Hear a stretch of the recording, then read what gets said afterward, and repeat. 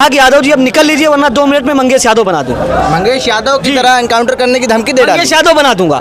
नमस्कार दोस्तों, भारत एक सोच देख रहे हैं आप। दोस्तों, मंगेश यादव का एनकाउंटर हुआ, उसके बाद क्या जितने भी यादव समाज के लोग हैं या फिर समाजवादी पार्टी से जुड़े हुए जितने भी यादव समाज के लोग हैं, उनको पुलिस की यूपी पुलिस ये कहेगी कि मंगेश यादव बना दूंगा, इस तरह की धमकी दी जाएगी।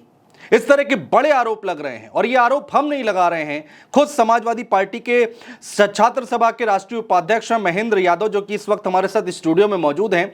लखनऊ में उनके साथ क्या घटना हुई है वो तफसील से समझने की कोशिश करेंगे। जो महेंद्र यादव, जिनका आरोप है कि लखनऊ में अलीगंज इलाके में एक दरोगा जो कि इनको रोकते हैं, ये अपने दोस्त के यहाँ जा रहे थे, इनको रोकते हैं और कहते हैं कि कहाँ जा रहे हो, पूछताछ करते हैं। जब ये अपना परिचय बताते हैं और बताते हैं कि मेरा नाम महेंद्र यादव है, तो उनकी तरफ से कहा जाता है कि चले जाओ वरना मंगेश यादव बना दूंगा। ये बड़े आरोप लगाए गए हैं महेंद्र यादव की तरफ से, राष्ट्रीय उपाध्यक्ष हैं छात्र सभा के। महेंद्र जी, बहुत स्वागत है आपका भारत एक सोच पर। एक बार जरा दर्शकों को बताइए कि आपके साथ क्या हुआ, दरोगा ने क्यों रोका, आपने दरोगा से क्या कोई बदतमीजी की थी जब वो सामने से ये बयान आया, या फिर मंगेश यादव को लेकर आपके लिए क्या कहा गया, जरा एक बार दर्शकों को बताएं। नहीं, मामला ये है 22 तारीख का शाम 7 बजे का। मैं अलीगंज सेक्टर जे में एक हमारे मित्र हैं, वो रहते हैं, मैं उनके रूम पर जा रहा था और एक हमारे साथी थे जो गाड़ी चला रहे थे। मैं पीछे बैठा हुआ था, पल्सर गाड़ी थी और मेरी गाड़ी में पीछे रेड उससे पेंट से सपा लिखा हुआ है। तो पीछे से एक आवाज़ आती है, अचानक से मैं फ़ोन लाइन पर था, एक पीछे से आवाज़ आती है कि ए सुनो, और बहुत एकदम धमकी भरे लहजे में। तो मैं पीछे मुड़ के देखता हूँ तो ये देखता हूँ कि एक दरोगा जी हैं और एक दीवान जी हैं साथ में। तो मैं रुक जाता हूँ और मैं पूछता हूँ, जी बताइए क्या हुआ। तो इतना कहने पर वो मेरे लगभग बराबर आ जाते हैं और पूछते हैं कहाँ जा रहे हो। जब इतना पूछते तो मैंने कहा कि मैं अपने दोस्त के रूम पे जा रहा हूँ उससे मिलने के लिए, और उस समय दोस्त मेरा लाइन पर भी था फ़ोन की और उससे बात चल रही थी, मैं रास्ता पूछ रहा था। तो दरोगा जी इतना कहते हैं कि दोस्त के रूम पर जा रहे हो या चेन स्नैचिंग कर रहे हो। तो मैं समझ नहीं पाता हूँ कि इस तरीके का आरोप क्यों लगा। गाड़ी आप चला रहे थे? नहीं, मैं बैठा था, पीछे बैठे थे। हाँ, तब फोन पे बात कर रहे थे। जी। अच्छा। और एक मेरे साथी थे जो गाड़ी चला रहे थे। तो जब इतना कहते हैं कि तुम दोस्त के रूम पे जा रहे हो या चेन स्नैचिंग कर रहे हो, तो मैं घबरा जाता हूँ कि अचानक से कोई यूपी पुलिस का व्यक्ति आएगा और किसी से कह देगा कि आप चेन स्नैचिंग कर रहे हैं, तो ये घबराहट का विषय है। और मैं सोचता हूँ कि आज तक ऐसी घटना तो हुई नहीं। मैं 1 मिनट के लिए, 1 सेकंड के लिए रुकता हूँ और सोचता हूँ कि क्या गलती से गलती हुई है मुझसे कोई। लेकिन फिर मैं ठहर जाता हूँ और मुझे लगता है कि नहीं, ऐसा कुछ नहीं है। मैं उन्हें जवाब देता हूँ कि मैं आपको स्नेचर लगता हूँ या अपराधी लगता हूँ कि मेरी शकल पे लिखा हुआ है, आप इस तरीके से अभद्र व्यवहार क्यों कर रहे हैं। तो वो कहते हैं कि तुम मुझे सिखाओगे, मैं उत्तर प्रदेश का पुलिस का दरोगा हूँ और तुम बताओगे मुझे। तो हमने कहा, अरे मेरे यही शब्द थे, मैंने कहा बड़े भाई आप लहजे में बात करिए, आप लहजे में बात करिए, आप इस तरीके से बात नहीं कर सकते। ठीक बात है, कोई भी दरोगा अगर ऐसे बोलेगा किसी भी आम आदमी से तो वो यही कहेंगे कि भाई आप थोड़ा तमीज से बात कर लिए, लहजे में बात कीजिए। लहजे में बात करिए। और हो सकता है कि कोई गरीब आदमी होता, कमजोर आदमी होता, तो डर जाता, और डर जाता है। उत्तर प्रदेश की पुलिस तो अपराधी बना रही है। आप सोचिए कि अगर चेन स्नैचिंग का मामला आपके क्षेत्र में कोई हुआ है तो आप किसी को उठा ले जाएंगे। और वो उसके बाद क्या बोलते हैं, उसके बाद हमसे कहते हैं कि तुम मुझे समझाओगे। तो हमने कहा आप धमकी मत दीजिए, उत्तर प्रदेश पुलिस का काम धमकी देना नहीं है। पुलिस का काम होता है व्यक्ति की सुरक्षा करना, व्यक्ति की गरिमा को सुनिश्चित करने का काम उत्तर प्रदेश की पुलिस का है। मैंने ये बताया उनको, तो उन्होंने कहा कि नाम क्या है तुम्हारा, करते क्या हो। तो मैंने कहा कि मैं PhD कर रहा हूँ और महेंद्र यादव नाम है मेरा, मैं समाजवादी छात्र सभा का राष्ट्रीय उपाध्यक्ष हूँ। इतना कहा तो दरोगा जी मुस्कुराए और कहने लगे कि यादव जी अब निकल लीजिए, नहीं तो 2 मिनट में मंगेश यादव बना दूंगा। अच्छा। और इतना बोले तो मैं एकदम अजीब सा घबराहट हुई, मैं रुक गया। हमने कहा, अरे आप बदतमीजी नहीं कर सकते इस तरीके से। और हम लोग चलिए राजनीतिक लोग हैं, सामाजिक गतिविधियों में हिस्सा लेते हैं, क्या किसी आम आदमी के साथ इस तरीके वाहियात बदतमीजी करना उत्तर प्रदेश की पुलिस को किसने आदेश दे दिया। आप किसी को रोक करके आप धमकी देंगे कि मंगेश यादव बना देंगे, आप एनकाउंटर की धमकी देंगे, आप मुकदमे लिखने की धमकी देंगे और फर्जी मुकदमे में आप किसी को भी फंसा देंगे। आखिर आदेश किसने दिया है। कुल मिलाकर दरोगा साहब ये कहना चाह रहे थे कि चले जाओ वरना मंगेश यादव की तरह तुम्हें भी गोली मारकर तुम्हारा एनकाउंटर कर देंगे। जहां तक मैं समझ पा रहा हूं उनका कहने का तात्पर्य यही था। आखिर क्या है, प्रथम दृष्टया जो भी सुनेगा कि मैं मंगेश यादव बना दूंगा, तो मंगेश यादव का मतलब क्या है। मंगेश यादव को गोली मार दी गई, मंगेश यादव की हत्या हो गई, मारे गए। वो 20 साल का नौजवान जिसको गोली मारकर मार दिया गया, आप सारे यादव समाज के लोगों को मंगेश यादव बना देंगे। आखिर मैं तो ये सवाल कर रहा हूं उत्तर प्रदेश की सरकार से और उत्तर प्रदेश के मुख्यमंत्री माननीय योगी आदित्यनाथ से। मेरा सवाल है, एक छात्र का सवाल है, एक छात्र नेता का सवाल है कि आखिर उत्तर प्रदेश की पुलिस को आदेश किसने दिया है। कि अगर यादव समाज का कोई व्यक्ति मिल जाए, किसी भी झूठे मुकदमे में फंसा करके उसको आरोपी बना दो और उसके ऊपर झूठा 50,000 1 लाख रुपए का जुर्माना लगा करके उसके बाद उसे गोली मार दो। नहीं तो कितना आसान हो गया। आपसे ये क्यों कहा गया कि दोस्त के रूम पे जा रहे हो या चेन स्नैचिंग करने जा रहे हो, ऐसा क्यों कहा उन्होंने? अब ये मैं नहीं समझ पा रहा हूँ, ये तो दरोगा जी बता पाएंगे। अब मुझे लगता है कि हो सकता है उनके क्षेत्र में कोई घटना हुई हो और उस घटना को लेकर के परेशान रहे होंगे, उन्हें तो किसी न किसी को खाना पूर्ति करने के लिए आरोपी बनाना है। लेकिन आज उत्तर प्रदेश में जो माहौल है, जिस तरीके से उत्तर प्रदेश की सरकार, उत्तर प्रदेश के मुख्यमंत्री योगी आदित्यनाथ जी लगातार कोई घटना होती है तो सबसे पहले यही ढूंढते हैं कि यादव और मुस्लिम आरोपी है कि नहीं। आप एक घटना भी जल्दी की है, मैं उदाहरण दूंगा। गोमती नगर में जो ताज होटल के पास घटना हुई थी बरसात में, उसमें बहुत सारे लोग थे जो आरोपी थे और वो घटना की मैं निंदा करता हूँ। वो घटना वैसी नहीं होनी चाहिए। यह उत्तर प्रदेश की पुलिस की नाकामी है कि हमारी एक बहन के साथ उस तरीके की घटना हुई। लेकिन उसके बाद उत्तर प्रदेश के मुख्यमंत्री सदन में किसका नाम लेते हैं? उन 2 लोगों का नाम लेते हैं जो उस घटना में कहीं शामिल नहीं थे, उनका सीसीटीवी फुटेज में कहीं फोटो नहीं है, और उन लोगों का एक पवन यादव और एक मोहम्मद अरबाज। यानी कि इस उत्तर प्रदेश में यादव और मुसलमान होना ही अपने आप में गुनाह हो गया है। जिसको मन करेगा उठा करके फर्जी मुकदमे फंसा देगा, उसे जेल भेज देगा या उसका एनकाउंटर कर देगा। अगर आप यादव हैं और समाजवादी पार्टी से अगर आप जुड़े हुए हैं तो उत्तर प्रदेश का कोई भी दरोगा उठकर ये कह सकता है जी कि चले जाओ वरना मंगेश यादव बना देंगे, यानी एनकाउंटर कर देंगे। ये आप लोगों की तरफ से अब इस पर क्या किया जा रहा है? भाई आप लोग तो समाजवादी पार्टी इतनी बड़ी पार्टी है उत्तर प्रदेश की, आज की डेट में लोकसभा चुनाव के बाद नंबर 1 पार्टी है, देश की तीसरे नंबर की पार्टी आ गई है, हो गई है। तो अब आप लोगों की तरफ से आवाज उठाई जा रही है, आप लोगों का क्या शीर्ष नेतृत्व तो आपका साथ दे रहा है कि नहीं दे रहा है? नहीं, समाजवादी पार्टी के राष्ट्रीय अध्यक्ष माननीय अखिलेश यादव जी अभी है नहीं लखनऊ में, लेकिन जिस तरीके से हम लोग की वार्ता हुई और संदेश के माध्यम से बात हुई, हमारी बात पहुंची उन तक, उसके बाद पार्टी कार्यालय से हमें बुलाया गया। पार्टी की तरफ से समाजवादी पार्टी की वेबसाइट पे आपने देखा होगा हमारे मामले को ट्वीट भी किया गया, पोस्ट भी किया गया, और कल राष्ट्रीय महासचिव माननीय शिवपाल जी ने भी हमें बुलाया था। उन्होंने लखनऊ कमिश्नर को भी बोला, अच्छा, और कहा कि इसकी जांच कराइए। कमिश्नर साहब से बात हुई है? मैं नहीं कह रहा हूं कि मेरी बात को आप मान लीजिए, मैं नहीं कह रहा हूं, क्योंकि आप जांच करा लीजिए उसकी, और उसकी जांच करा करके वो दरोगा अगर दोषी पाया जाता है तो उस पर कार्रवाई जरूर करिए। तो महेंद्र जी इसकी जांच होगी कैसे? इसका कोई एविडेंस थोड़ी ना है, उन्होंने अपने मुंह से कहा, आपने सुना और वहां से चले गए। नहीं, वहां आसपास सीसीटीवी फुटेज लगा होगा, आप सीसीटीवी फुटेज खंगाल लीजिए, और 2-3 गवाह हैं, उनके साथ में एक सिपाही थे, उनसे भी पूछताछ हो, और हमारे साथ जो लोग थे उनसे पूछताछ हो, जो फोन लाइन पर हमारे मित्र थे उनसे पूछताछ हो। मैं किसी के ऊपर आरोप नहीं लगाना चाहता हूं, लेकिन अगर घटना हुई है, मेरे साथ घटना हुई है, मैं उसका पीड़ित हूं, तो जांच होनी चाहिए और जांच होकर के कार्रवाई होनी चाहिए। और मैं तो अभी मैं इंतजार कर रहा हूं कि उत्तर प्रदेश की पुलिस हमें न्याय देगी। माननीय मुख्यमंत्री योगी आदित्यनाथ जी हमें न्याय देंगे। नहीं, अगर हमें न्याय नहीं मिलता है तो हम कोर्ट का सहारा लेंगे और मुकदमा दर्ज कराएंगे। हाँ, नहीं, ठीक है, आप स्वतंत्र हैं उसके लिए, देश का हर नागरिक स्वतंत्र है कोर्ट जाने के लिए। और लेकिन लोग ये भी तो आरोप लगा सकते हैं, कई लोग हैं जो आपके विरोधी हैं, वो ये कह सकते हैं कि आप झूठ बोल रहे हैं, ऐसा कुछ हुआ ही नहीं था, ये केवल और केवल बदनाम करने की कोशिश की जा रही है, यादवों को प्रताड़ित किया जा रहा है उत्तर प्रदेश में, एक परसेप्शन बनाने की कोशिश की जा रही है, ये भी तो हो सकता है। नहीं, ये अब समझिए, देखिए, मैं 10 साल से लखनऊ में सामाजिक और राजनीतिक गतिविधियों में हम लोग हिस्सा लेते हैं। कई बार पुलिस से हमारा आमना सामना होता है आंदोलनों के दौरान, और आंदोलन के दौरान हम लोग की गिरफ्तारियां भी हुई हैं, ये सब चलता रहता है। आज तक तो कभी कोई मामला नहीं आया। पुलिस कमिश्नरेट में तमाम ऐसे अधिकारी हैं जो हमें जानते हैं व्यक्तिगत रूप से, आप उनसे मेरे बारे में पता कर लीजिए, मेरा रिकॉर्ड निकाल लीजिए आप।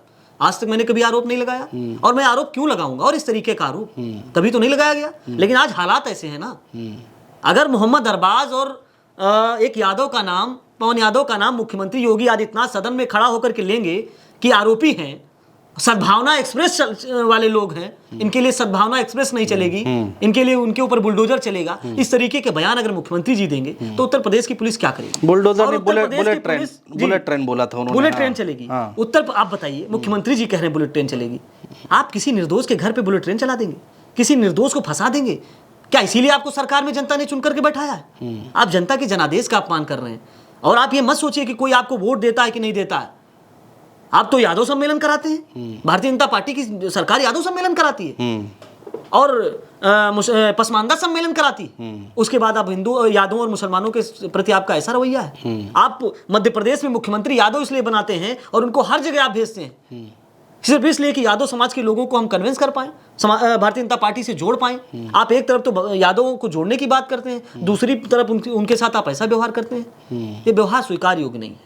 और कोई भी अच्छा, दरोगा साहब से कोई बदतमीजी तो नहीं किया आपने, अपशब्दों का इस्तेमाल तो नहीं किया? क्योंकि कई बार होता है आवेश में आकर आदमी बोल जाता है। मैं कह रहा हूं ना कि मैं रुका और मैं जब तक समझ पाता तब तक उन्होंने मेरे ऊपर आरोप लगा दिए, और उसी में मैं इतना वो हो गया, मैंने कहा भाई आप कैसे कैसे कर सकते? क्या नाम है उनका, दरोगा साहब का? महेंद्र कुमार उनका भी नाम है। महेंद्र कुमार उनका। तो कहाँ, अलीगंज थाने में है वो। हाँ। तैनात है। और हम लोग डीसीपी साहब से मिले, डीसीपी साहब ने अच्छे से कोऑपरेट किया, उन्होंने अच्छी बात की। और उन्होंने कहा कि मैं जांच कराऊंगा। अच्छा, एसीपी आप लोगों को रिस्पांस अच्छा दिया? जी, अच्छा रिस्पांस दिया उन्होंने। कौन है डीसीपी साहब? डीसीपी उत्तरी हैं आर्यन सिंह। आर्यन सिंह जी। तो सिंह साहब ने आपको जो है आश्वासन उन्होंने दिया? अच्छा आश्वासन दिया, लेकिन अब आश्वासन ही ना रह जाए। हम तो उम्मीद करेंगे कि कार्रवाई होगी, और मेरी मांग है कि कम से कम उनको सस्पेंड किया जाए।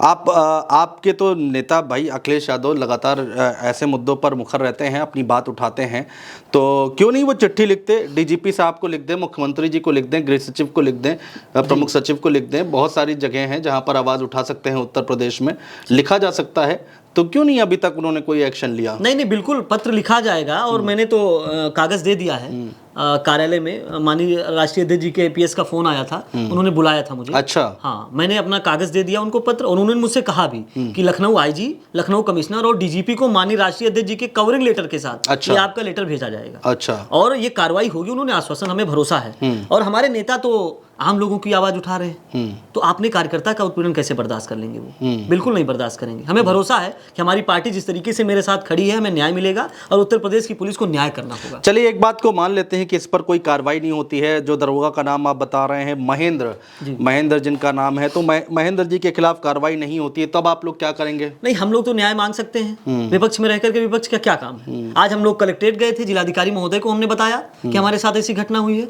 और हम तो शांत बैठने वाले नहीं है, हम सड़क पे लड़ेंगे। और हमारे अभी सदन चलेगा, सदन में भी इस मुद्दे को उठाया जाएगा। हमारे लोग जो हमारे माननीय सदस्य हैं, विधायक हैं, दिल्ली में जो सांसद लोग हैं, सदन में उठाएंगे।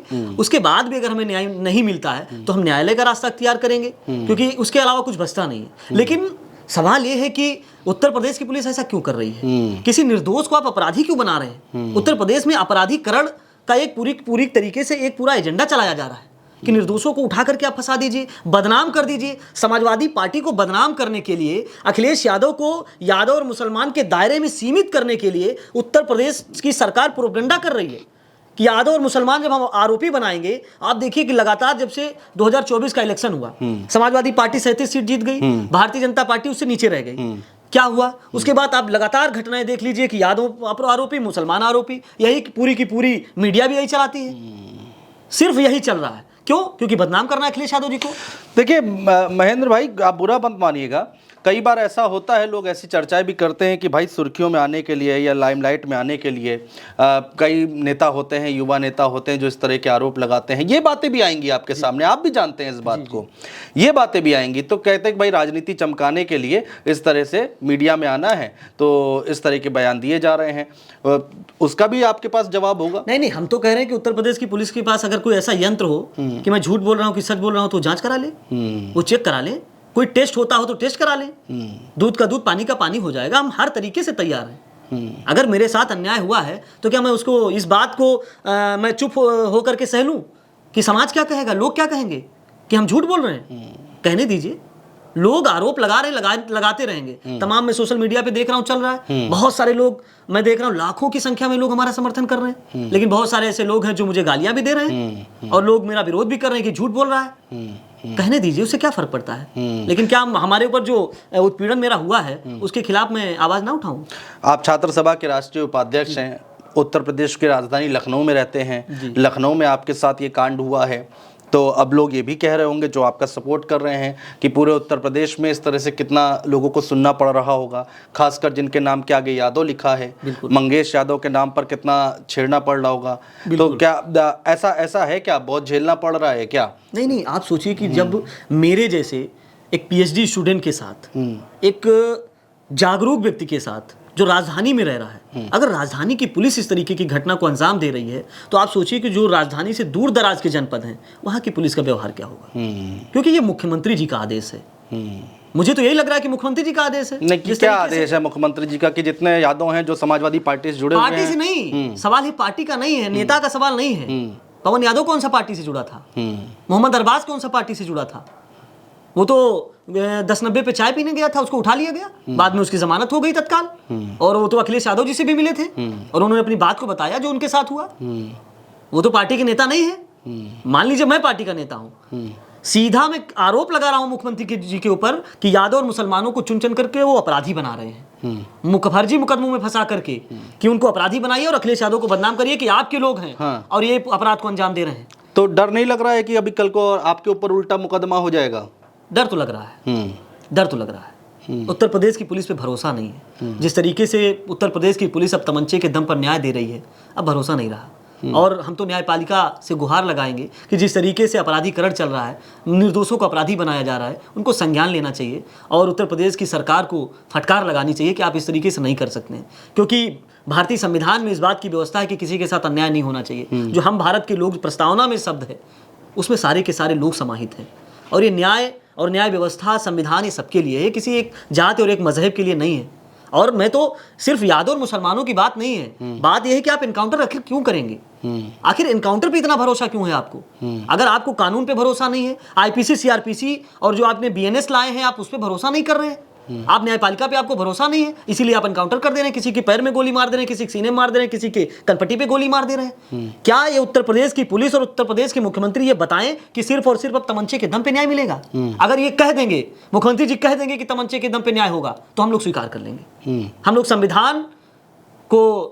तो संविधान को मानने वाले लोग हैं, हम तो उम्मीद करते हैं कि संविधान से न्याय होगा और न्यायपालिका न्याय देगी। तो भारतीय जनता पार्टी ऐसा करे कि न्यायपालिका और न्यायालयों पे ताला मार दे और ये कह दे कि अब भारतीय जनता पार्टी के कार्यालयों से और आरएसएस के कार्यालयों से जो आदेश पारित होंगे, उसी के आदेश पर उत्तर प्रदेश की पुलिस तमंचे के दम पे न्याय करेगी।